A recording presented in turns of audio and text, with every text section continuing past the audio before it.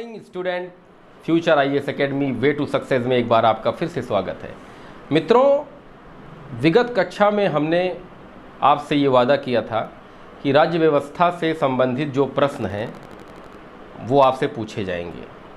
लेकिन मित्रों, मैंने रात में जब एनालिसिस किया तो मुझे ऐसा लगा कि इतिहास के कुछ ऐसे महत्वपूर्ण प्रश्न बच रहे हैं जिनको आपको डिस्कस करना चाहिए। तो कल की क्लास में आप लोगों ने देखा होगा कि इतिहास के सिंधु घाटी सभ्यता तक मैंने आप लोगों से सारे प्रश्नों को डिस्कस किया और काफ़ी अच्छा लगा कि सारे विद्यार्थियों में से कई विद्यार्थियों ने मुझे व्हाट्सएप पे मेरे कमेंट किया, प्रश्नों के उत्तर दिए।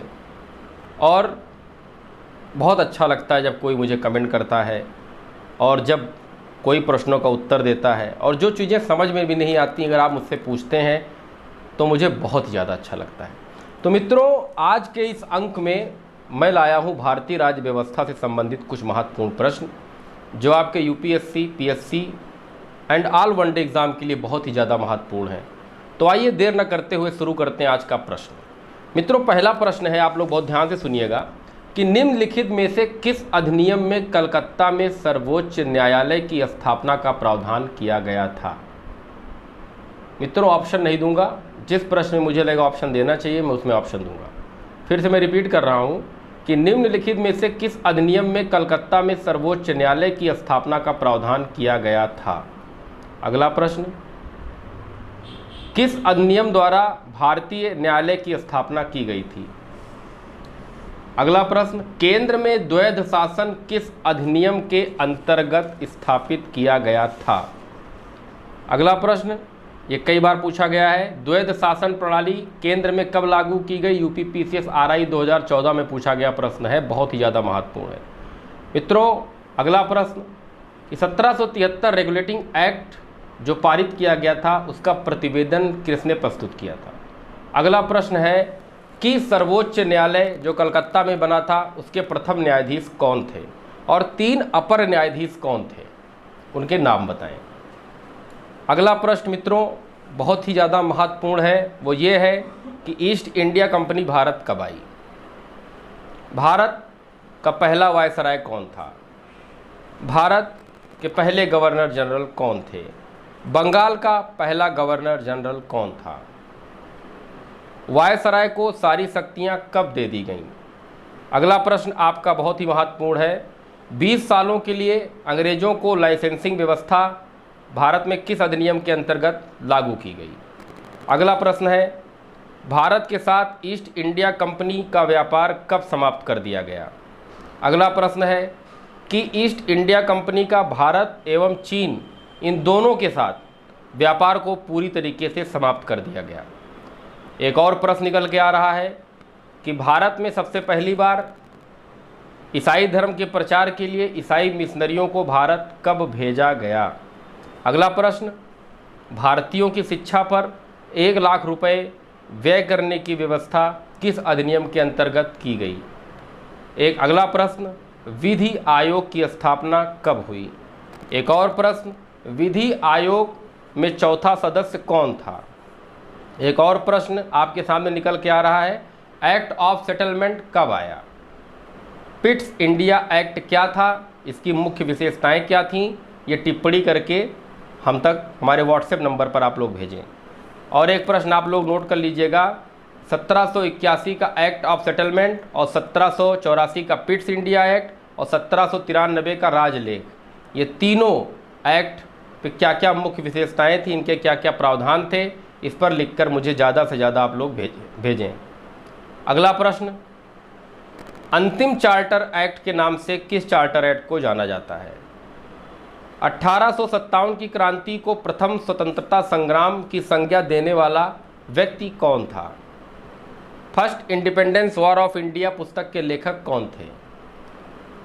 किस अधिनियम के अंतर्गत भारतीयों को अधिकार का मैग्ना कार्टा दिया गया और किस अधिनियम के अंतर्गत भारत में सारी शक्तियां भारत सचिव के हाथ में स्थानांतरित कर दी गईं। किस एक्ट के अंतर्गत भारत परिषद का निर्माण हुआ। मित्रों, ये जो प्रश्न मैंने आपसे अभी आपके सामने रखे, ये वह महत्वपूर्ण प्रश्न है जो आपसे वनडे क्या यूपीएससी पीएससी सब में पूछे जा सकते हैं या पूछे जाने वाले होंगे। तो मित्रों, अभी तक के टॉपिक से जो महत्वपूर्ण प्रश्न बनने वाले थे वो मैं आपसे डिस्कस अभी कर चुका हूँ, और अन्य क्वेश्चन अगर और भी कोई निकल के आएगा तो मैं आपसे अगले अंक में ज़रूर डिस्कस करूँगा। तो मित्रों, 1833 में क्या हुआ था, 1813 में क्या हुआ था, 1853 में क्या हुआ था, इस चीज़ों से आप लोग बहुत अच्छे से रूबरू हो चुके होंगे।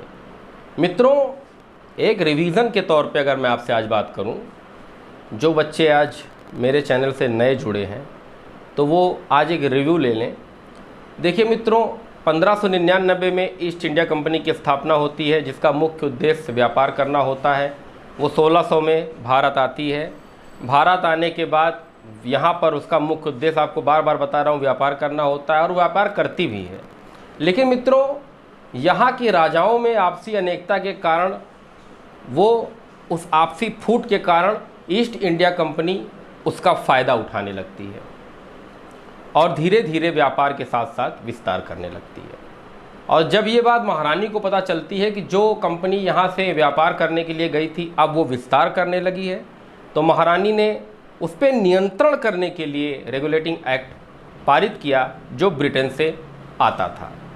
अब आपसे कोई प्रश्न ये पूछ ले कि रेगुलेटिंग एक्ट किसको नियंत्रण करने के लिए लाया जाता था और कहाँ से लाया जाता था, तो रेगुलेटिंग एक्ट कंपनी के ऊपर एक नियंत्रण एक्ट था जो ब्रिटेन से लाया जाता था, जिसमें ये पता चलता था कि कंपनी को कैसे काम करना है, कंपनी को कैसे चलना है। ये सारे काम रेगुलेटिंग एक्ट के माध्यम से चलते रहे और धीरे धीरे धीरे धीरे सता धीरे धीरे प्रयास होते होते तमाम प्रकार के अधिनियम बनते चले गए कंपनी के लिए। और बाद में एक समय ऐसा आता है मित्रों, आज एक बच्चे ने मुझसे प्रश्न पूछा था कि क्या सर ईस्ट इंडिया कंपनी को पूरी तरीके से व्यापारिक कंपनी क्यों बना दी गई और ईस्ट इंडिया कंपनी को क्यों पूरी तरीके से व्यापार से हटा दिया गया।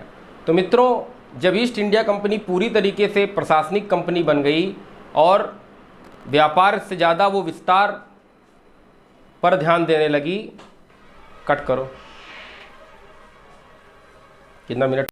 तो मित्रों, आज के इस अंक में जो मैंने आपसे बात की कि किस तरह अंग्रेज भारत में आए और कैसे उन्होंने व्यापार की जगह विस्तार करना शुरू कर दिया और महारानी ने कैसे कैसे उन पर अपना नियंत्रण स्थापित किया। और एक समय आता है 1857 की महान क्रांति होती है, जिसमें भारत का एक कुनबा भाग ले पाता है, पूरा भारत नहीं। विगत वीडियो मैंने इसकी बात कर ली है, विगत कक्षा में इस पर चर्चा कर चुका हूँ कि कम्युनिकेशन के अभाव की वजह से पूरा भारत इस क्रांति में साथ नहीं हो पाता है, इसलिए ये क्रांति पूरे भारत में नहीं फैल पाती है। लेकिन इस क्रांति से अंग्रेज़ों को ये सीख जरूर मिल जाती है कि अब भारतीयों को छूट देने का समय आ गया है। अब जो अधिनियम बनेगा, जो एक्ट बनेगा, उसमें भारतीयों को थोड़ी बहुत छूट दी जाएगी। मैंने कल बताया था लॉलीपॉप दिया जाएगा कि आपके लिए ये छूट है, आपके लिए वो छूट है। ऐसे करते करते प्रयास रहेगा अंग्रेज़ों का भारत में ज़्यादा से ज़्यादा शासन करने का। तो मित्रों, आज के इस अंक में जो प्रश्न मैंने आपसे पूछे हैं, आशा करता हूं कि आप इन प्रश्नों के उत्तर मुझ तक ज़रूर पहुंचाएंगे। और विगत कक्षा में जिन बच्चों ने प्रश्न का उत्तर दिया वो ये जान लें कि उनका भविष्य बहुत ही ज़्यादा स्वर्णिम होने वाला है। क्योंकि देखिए मित्रों, अगर आप टीम पर भरोसा कर रहे हैं, आप एकेडमी पर भरोसा कर रहे हैं, आप मुझ पर भरोसा कर रहे हैं, तो फिर आप किसी भी एग्ज़ाम को क्वालिफाई करने से पीछे तो नहीं रह सकते। ये तो मेरा दावा है। बस सिर्फ करना आपको इतना है, जितना बताया जा रहा है करना आपको ही है। कोई संस्थान, कोई कोचिंग, कोई भी विद्यालय ना आपको कभी आईएएस बना सकती है, ना कभी पीसीएस बना सकती है। ये सच्चाई है मित्रों। पढ़ना तो आपको ही पड़ेगा, हम सिर्फ आपको गाइड करेंगे। लेकिन मित्रों, ये वादा करता हूँ कि जो मैं पढ़ा रहा हूँ, जिस तरह मैं चीज़ों को डिस्कस कर रहा हूँ, जिस सरल शब्दों में मैं व्याख्या कर रहा हूँ, अगर इसी सरल शब्दों में आप समझने का प्रयास करेंगे तो एक दिन 100% सफलता आपके कदम चूम लेगी। ये मेरा दावा है और प्रॉमिस कर रहा हूँ, जो विद्यार्थी मेरे सभी प्रश्नों का उत्तर देगा, अगर उसको नहीं समझ में आ रहा है तो मैंने कहा था मेरे व्हाट्सएप नंबर पे आप पूछ सकते हैं। कई विद्यार्थियों ने पूछा तो इससे ये पता चलता है कि वो विद्यार्थी जागरूक हो गए हैं, उनके अंदर जागरूकता आ चुकी है। क्योंकि यदि आप प्रश्न का उत्तर नहीं, आपको कुछ चीज़ें समझ में आती हैं तो आप व्हाट्सएप पे पूछते हैं, तो इसका ये पक्का मतलब होता है कि आप वीडियो देख रहे हैं, आप क्लास से जुड़ गए हैं। और क्लास से जुड़ना ही सबसे बड़ी बात नहीं है, क्लास को इंटरेस्ट के साथ देखना बड़ी बात है, एक रुचि के साथ देखना बड़ी बात है, और उस क्लास में क्या बताया गया उसको आप लोग नोट करते चले। इसलिए मैं एक चीज़ को बहुत बार रिपीट करता हूँ, और इसी वीडियो को आप बार बार देखते रहिए, कॉन्सेप्ट तो आपके दिमाग में एकदम बैठ जाएगा। और चिंतन, पढ़ने के बाद चिंतन का जो मैंने बताया था आप लोगों को, चिंतन करने का तरीका वो ये है कि आप आंख बंद करके बैठ जाएं, 10 मिनट आपने क्या पढ़ा उसको रिकॉल करें, उसके बाद उससे संबंधित जो प्रश्न मैंने पूछा उसका उत्तर दें। सबके हाथ में मोबाइल है, नेट है, लैपटॉप है, जो चीज़ें समझो, क्वेश्चन का आंसर आपको नहीं मिल रहा है उसको पहले लैपटॉप पे खोजें, नेट पे खोजें, नहीं समझ में आ रहा है मुझसे पूछें, मैं आपको तुरंत रिप्लाई करने का पूरा प्रयास करूँगा। तो मित्रों, एकेडमी आपके लिए काम कर रही है, 24 घंटे काम कर रही है। फ्यूचर आईएएस एकेडमी जिस दिन ऑफलाइन क्लास चलना शुरू हो जाएगा उस दिन आप लोगों को पता चल जाएगा फ्यूचर आईएएस एकेडमी की क्वालिटी क्या है। फ्यूचर आईएएस एकेडमी ने आपके लिए लाइब्रेरी फैसिलिटी रखी है, सुबह 7 से शाम 7 क्लास की व्यवस्था है, सब कुछ आपके स्वर्णिम भविष्य के लिए फ्यूचर आईएएस एकेडमी ने करके रखा हुआ है। ऑफलाइन होने के बाद भी ऑनलाइन क्लास यूपीएससी और पीएससी के बच्चों के लिए सतत जैसे चल रही है वैसे ही चलती रहेगी, क्योंकि मैं अपने वादा जो करता हूँ मैं कभी उसको निभाने का पूरा प्रयास करूँगा। आज कुछ दिक्कतें थीं, आज क्लास लेने की कहीं से भी इच्छा नहीं थी, कुछ काम आ गया था मित्रों, लेकिन तब भी मैं समय निकाल कर कैसे भी करके आप लोगों तक, मित्रों हमने जिन अध्याय पर, जिन क्लास पर अभी तक चर्चा की है, आप लोग देख रहे होंगे पीछे का बैकग्राउंड भी बदल गया है, लाइट आज सुबह से ही आ रही है, जा रही है, इन्वर्टर भी बैठ चुका है। तो कैसे भी करके मैं अपनी बात आप लोगों तक पहुंचाने के लिए हाजिर हो चुका हूं। और जो क्लास में आज मैंने पढ़ाया कृपया उसे ध्यान से आप लोग पढ़िएगा। जो प्रश्न मैंने पूछा उसको आप लोग मेरे व्हाट्सएप नंबर पर या यूट्यूब पर कमेंट के माध्यम से मुझ तक पहुँचाइए।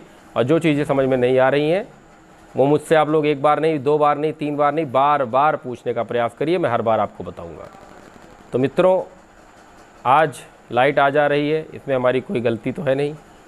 तो फ़िलहाल मुझे ऐसा लग रहा है कि आप लोगों को क्लास का मज़ा भी आ रहा है, और आज आप लोग लाइट का भी मज़ा ले रहे होंगे, फैजाबाद में रह रहे हैं तो फ़िलहाल मित्रों इस चैनल को लाइक करिए, शेयर करिए, सब्सक्राइब करिए और ज़्यादा से ज़्यादा फैलाइए। बहुत बहुत धन्यवाद।